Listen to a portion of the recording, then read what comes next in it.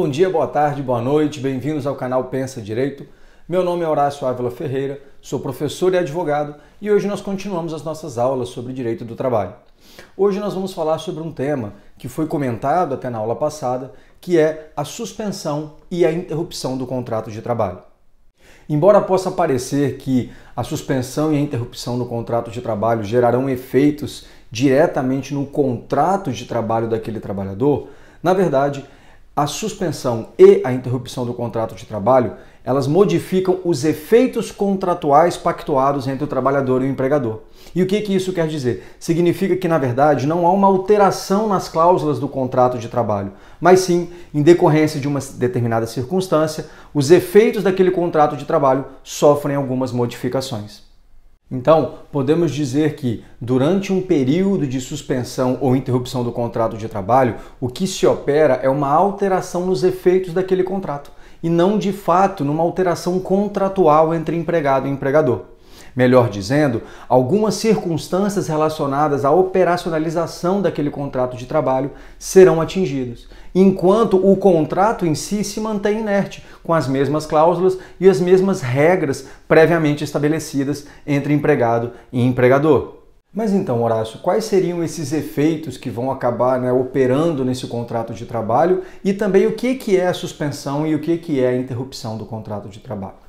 Primeiro, antes de falar um pouco sobre os principais efeitos que ocorrem no contrato de trabalho e também as diferenças entre suspensão e interrupção no contrato de trabalho, quero deixar uma coisa bem clara para vocês. Tanto na suspensão quanto na interrupção do contrato de trabalho, o empregador ele fica, em regra, impossibilitado de promover a dispensa imotivada daquele trabalhador. O que isso significa? O empregado não pode ser demitido sem justa causa. Tá? Ou seja, durante a suspensão ou a interrupção do contrato de trabalho, o empregado não pode ser dispensado imotivadamente. Agora, se houve o cometimento de um ato faltoso previsto lá no artigo 482 da CLT, que fala sobre as faltas graves praticadas pelo empregado ou outros dispositivos, que vai ser alvo, inclusive, de aula no momento futuro, o empregador pode sim promover a dispensa desse trabalhador. E isso significa, então, que durante o período de suspensão ou interrupção do contrato de trabalho, o empregado vai gozar de estabilidade de emprego? Não.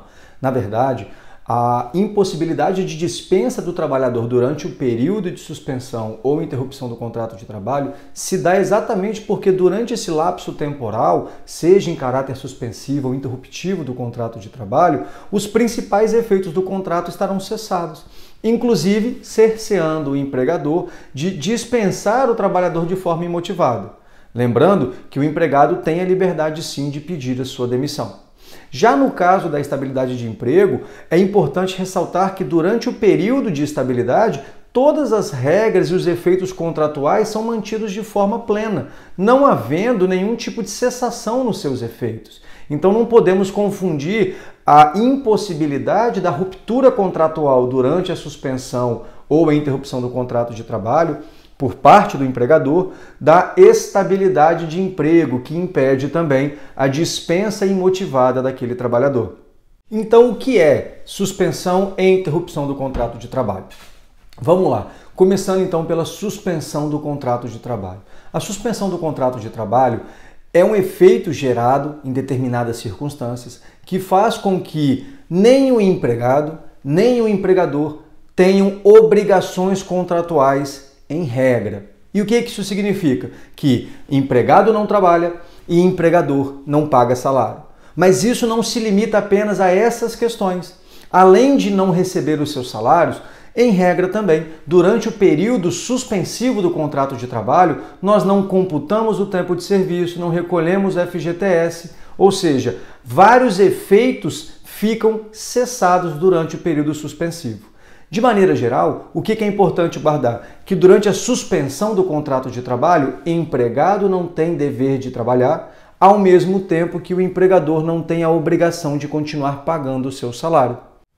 Mas então, todos os efeitos do contrato de trabalho ficam cessados ou algum efeito se mantém vigente ou pleno durante esse período de suspensão?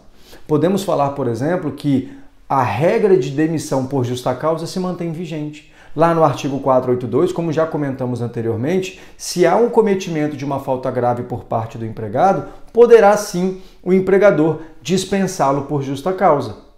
Outro ponto importante é a garantia do trabalhador de retornar ao cargo que anteriormente ocupava ou mesmo de perceber os salários ou outros direitos que foram garantidos aos trabalhadores durante o período em que estava com seu contrato de trabalho suspenso. E isso está previsto lá no artigo 471 da CLT.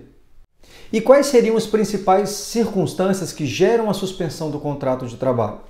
De forma objetiva e de forma clara, vou trazer aqui para vocês as mais comuns. Por exemplo, o afastamento previdenciário, seja por doença ou por acidente, com período superior a 15 dias, a própria aposentadoria por invalidez, o afastamento do trabalhador para o exercício, na verdade, de algum encargo público, seja ele obrigatório ou não, o afastamento do trabalhador para se candidatar a diretor de uma sociedade anônima, o próprio afastamento do empregado concedido pelo empregador de forma não remunerada, ou, por exemplo, um afastamento disciplinar por motivo de cometimento de alguma falta grave, em que o empregador impõe determinada sanção a esse trabalhador.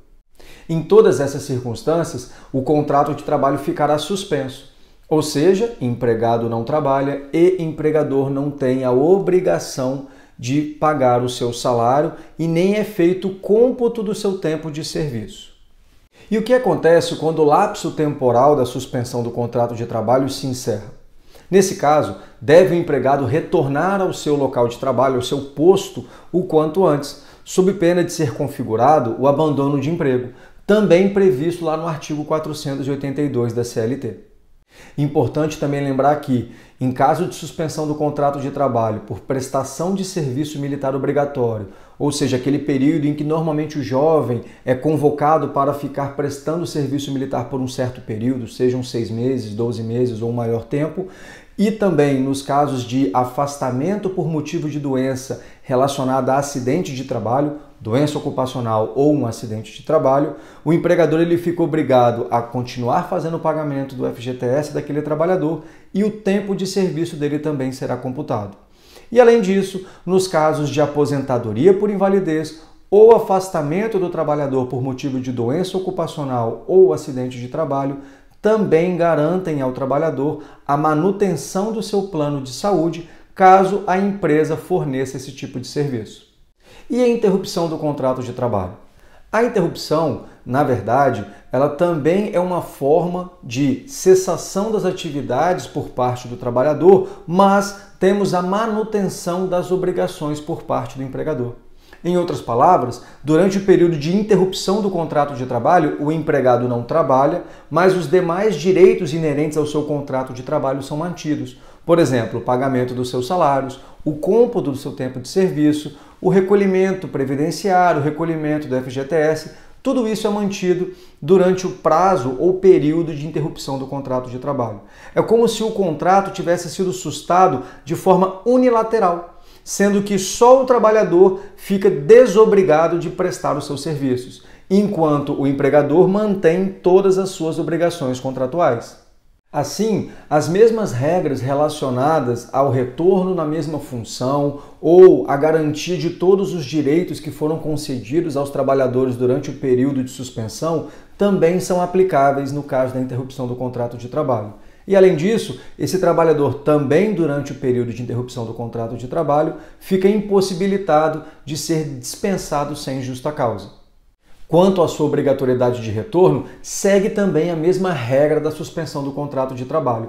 Uma vez encerrada a situação que deu causa à interrupção do contrato de trabalho, deve o trabalhador retornar imediatamente ao seu posto de trabalho. E no caso da interrupção, isso é mais evidente, uma vez que somente ele sustou a sua parte do contrato de trabalho. Ou seja, só ele não precisava prestar os seus serviços, enquanto o seu empregador tinha a obrigação de pagar todos os seus direitos. Portanto, uma vez cessada a causa que gerou a interrupção do contrato de trabalho, deve o trabalhador retornar imediatamente ao seu posto de trabalho. E quais são, então, as principais situações que geram a interrupção do contrato de trabalho?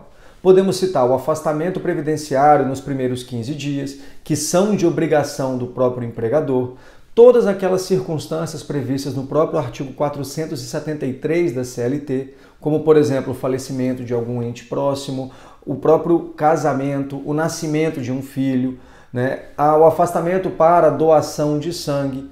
Todas essas circunstâncias geram a interrupção do contrato de trabalho.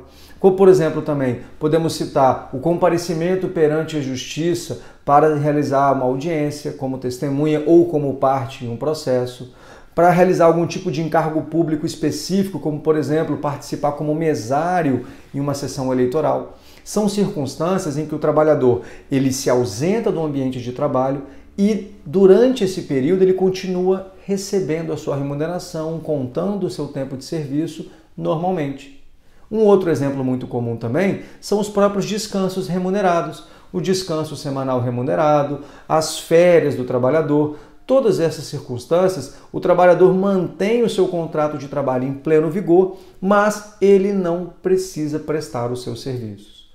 Podemos então diferenciar a suspensão da interrupção do contrato de trabalho, porque na suspensão do contrato de trabalho há uma sustação bilateral das obrigações. Empregado não trabalha e empregador não paga o seu salário e, em regra, não se computa o seu tempo de serviço ou se recolhem os FGTS. Enquanto na interrupção do contrato de trabalho, nós temos uma cessação apenas unilateral, uma vez que somente o trabalhador não fica obrigado a prestar os seus serviços, enquanto o empregador mantém todas as suas obrigações contratuais. Espero que tenham gostado, um grande abraço e tudo de bom.